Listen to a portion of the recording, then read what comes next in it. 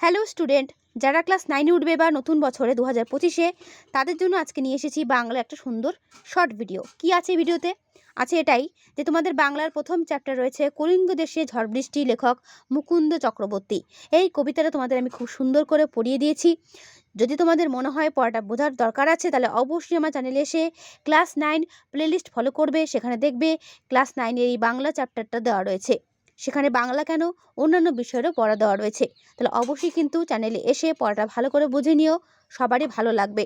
কারণ কবিতাগুলো এতটাই কঠিন, না যদি বুঝতে পারো, যতই পড়ো না কেন মুখস্থ কিন্তু হবে না, এবং পড়ার কোনো ব্যাপারটাই মানে বিষয় বস্তু যেটা সেটা কিছুই বুঝতে পারবে না।